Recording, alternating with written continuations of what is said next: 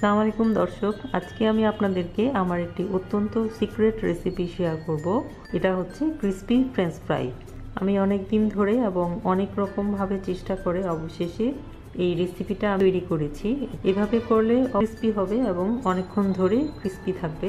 তো crispy French fry তৈরি করতে যে উপকরণগুলো লাগবে তা হচ্ছে প্রথমেই গোল আলু, যেটা একটু লম্বা হলে ভালো হয়, এবং নতুন আলু হলে ফ্রেঞ্চ ফ্রাইটা বেশি ক্রিসপি হয়।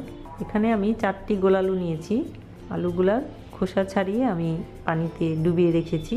এখানে আমি খাওয়ার লবণ নিয়েছি 1 টেবিল চামচ পরিমাণ, তবে লবণটা আমি একটু দেখে দেব, যতটুকু লাগবে সেই পরিমাণ দিব। আর নিয়েছি আমি চালের গুঁড়া 1 টেবিল চামচ পরিমাণ, আর নিয়েছি বিট লবণ 1 চা চামচের 4 ভাগের 1 ভাগ পরিমাণ। আর লাগবে যথেষ্ট পরিমাণ পানি এবং লাগবে ভাজার জন্য তেল। এখন আমি আলুগুলাকে পিস করে দেখাচ্ছি কীভাবে ফ্রেঞ্চ ফ্রাইগুলো পিস করতে হয়। ফ্রেঞ্চ ফ্রাই অবশ্য অনেক রকমভাবে পিস করা যায়, মোটা করেও করা যায়, আবার একটু চিকন করেও করা যায়। আলুটাকে আমি প্রথমে স্লাইস করছি।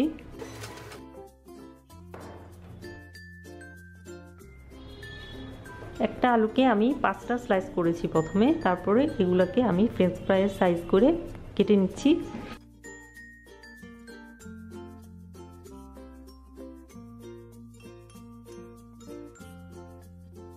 এই সাইজ করে আমি সবগুলা কেটে নিচ্ছি।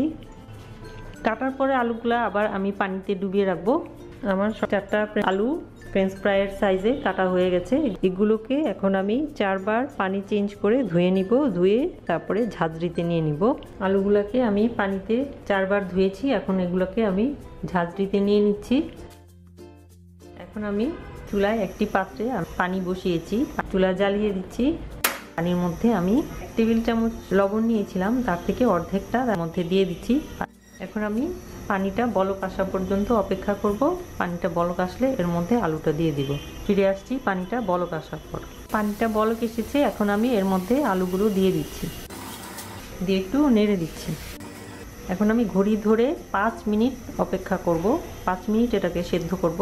5 মিনিটের কমও না, আবার 5 মিনিটের বেশিও না।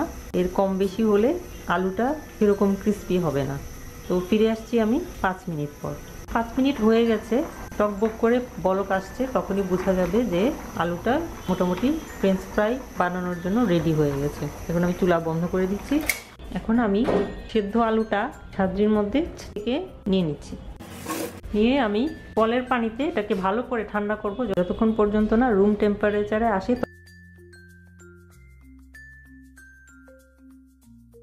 এখন আমি আলুগুলাকে টিস্যু পেপারের মধ্যে নিয়ে নিচ্ছি, পানিটা অ্যাবজর্ব করে নেওয়ার জন্য। একটু মুছে নিচ্ছি, পানিটা হয়ে গেছে।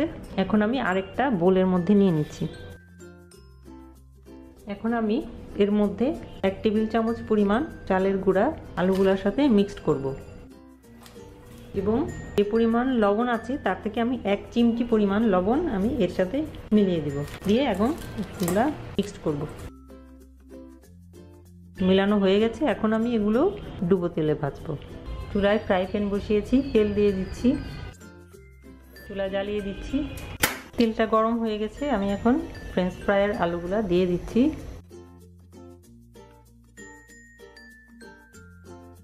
আলুগুলা হালকা বাদামি হলে আমি তুলে ফেলবো।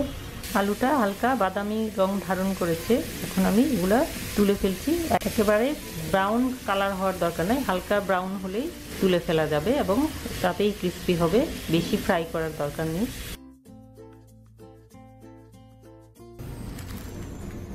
এখন আমি আরও দিয়ে দিচ্ছি। এভাবে 3 ধাপে আমি ফ্রাই করব। আমার সবগুলা ফ্রেঞ্চ ফ্রাই ভাজা হয়ে গেছে, আমি এখন তুলে নিচ্ছি। এখন আমি এর মধ্যে বিট লবণ ছিটিয়ে দিয়ে সবগুলোর মধ্যে যাতে লাগে এই জন্য একটু মেখে দিচ্ছি, তাহলে বিট লবণ দিলে খেতে একটু ভালো লাগে। তো এটা অপশনাল, এটা যার যার পছন্দ মতো, কেউ যদি পছন্দ না করে না দিলেও কোনো সমস্যা নেই। হয়ে গেল আমার ক্রিস্পি, মজাদার এবং অনেকক্ষণ ধরে ক্রিস্পি থাকে এরকম ফ্রেঞ্চ ফ্রাই। আপনারাও আমার এই রেসিপিটি ফলো করে বানিয়ে খেয়ে দেখবেন কেমন লাগে, আসলেই ক্রিস্পি হয় কিনা, করলেই বুঝবেন। তো আমার এই রেসিপিটি যদি আপনাদের কাছে ভালো লেগে থাকে তাহলে লাইক দেবেন, শেয়ার করবেন এবং অবশ্যই সাবস্ক্রাইব করতে ভুলবেন না। সবাই ভালো থাকুন, সুস্থ থাকুন। এই কামনা করে আজকে শেষ করছি। আবার নতুন কোনো রেসিপি নিয়ে হাজির হব আপনাদের সামনে। সে পর্যন্ত খোদা হাফেজ।